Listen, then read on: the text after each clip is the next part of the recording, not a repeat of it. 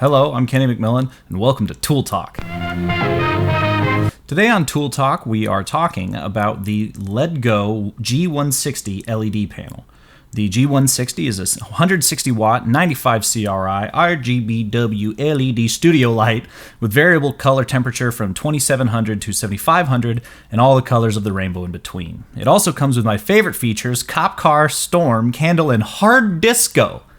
I've maintained for a while now that no one really uses these effects, but we'll get to that in a second. First, stats. The light comes in an incredibly durable rolly case, which I really like, but it only has one handle on the top instead of one on each side like my Kino case, so it's a bit difficult to wrangle up into a truck, especially with how heavy it is.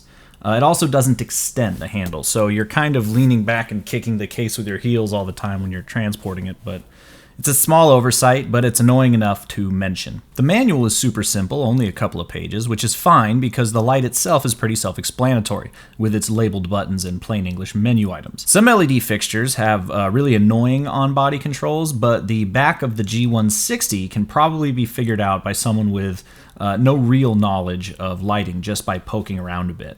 I love simple controls.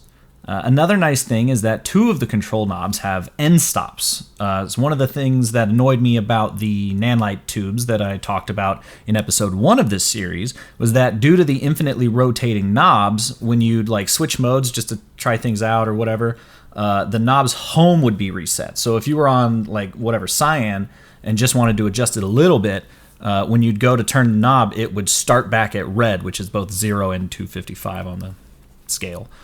You can just mark down which number you like for repeatability, but still, just doing all that kind of eats up time. Anyway, different product. You can control the G160 with the back panel, as I did, or Ledgo's app, but as it's billed as a studio light, you've got your good old DMX ports right there on the back, too. The light is powered by a simple, what I've learned is called OSHA cable, which plugs into the power brick, which neatly slots into the V-lock plate on the back of the unit.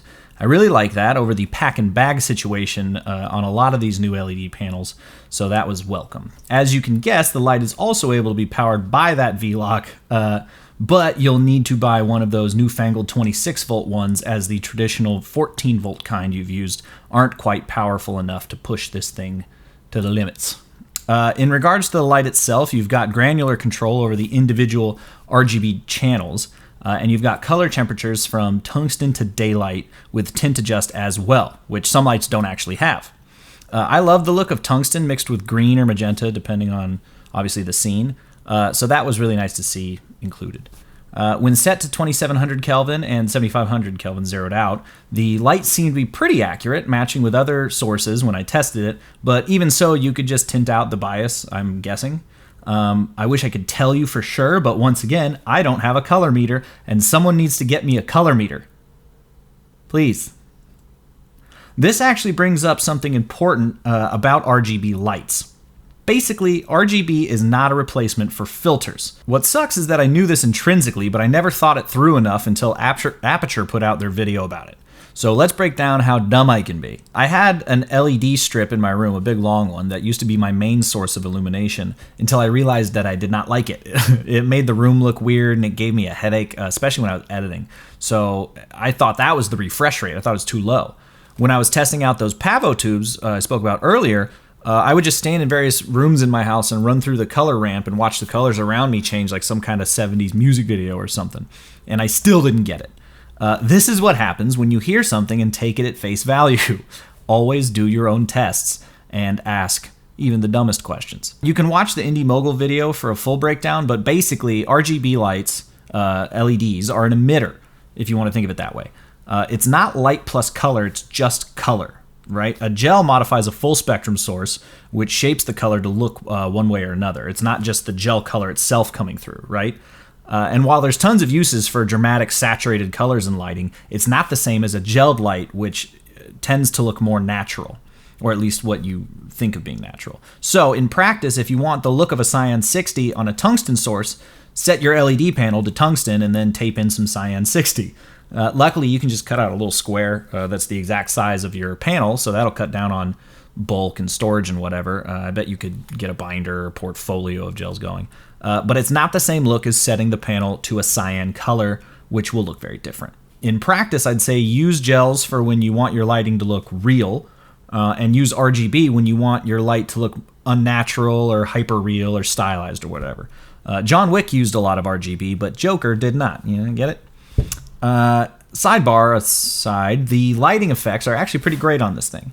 It's got tungsten, which is separate from the white balance mode, but it also has halide, fluorescent, street, and sodium vapor. I love sodium vapor. I actually hate that LA has gone all daylight balanced LEDs. It's terrible for the circadian rhythm. Anyway, the G160 also has some filters built in, but I couldn't tell you what they are. At first, they're numbered like leaf filters, and it seemed to match when I was going through, but then the numbers start to not mean anything, and they all kind of look the same visually. So like 202, 3, 4, and 8 all seem to match the leaf filters, and then the other 6 are just kind of, they look the same. I don't get it. And the manual doesn't say what they are, so who the hell knows? But as we said, we probably would not be using those anyway, right? So, with all that out of the way, how did it perform? I took the light on 2 gigs, 1 photo shoot and 1 music video, and I've got to say I was pretty happy with this thing. I was shooting medium format film for the photo shoot, so I was interested to see how the film would respond to the artificial source. We shot a few frames with it set to like a pinkish purple color, and that seemed to give our model a lighter, sort of even contrast on her skin, whereas the digital photos that my friend was taking seemed to show greater saturation in that color. Our model was constantly in shade the whole time, so we were using a big reflector a lot, but at one point we thought to bring in the 160 as the key just to see what would happen, and it really surprised us. We set it to a low tungsten, and that gave us a really nice golden hour kind of look that looked great on film. Normally I'd have to bring the light way in to get enough light on the subject, but we were actually able to keep it at a pretty reasonable distance to get wider shots if we wanted.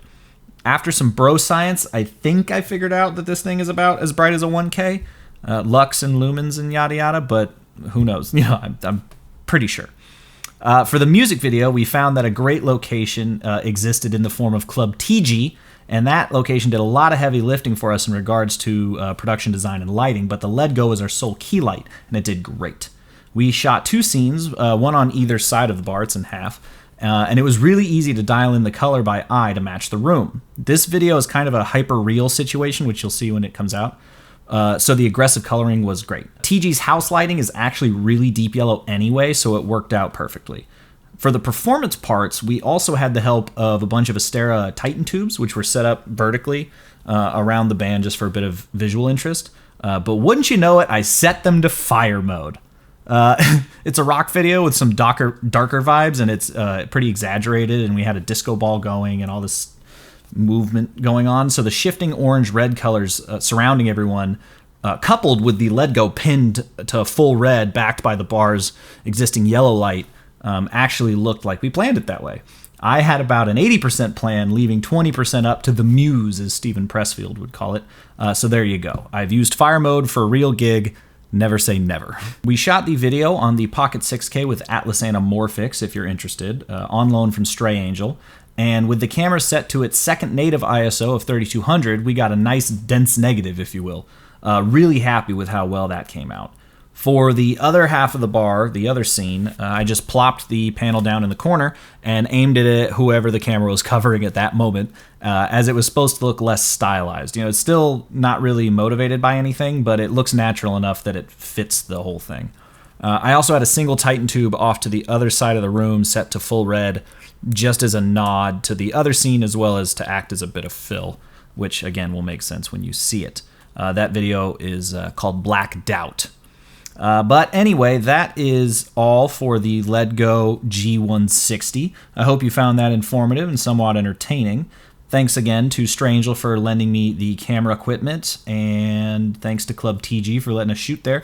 If you'd like to see some more behind the scenes stuff of that video, there will be one up on Strangel here soon, so you can go check that out. I do stuff with them as well. So once again, I'm Kenny McMillan. Thank you for watching. I feel like I was in a trance that whole time.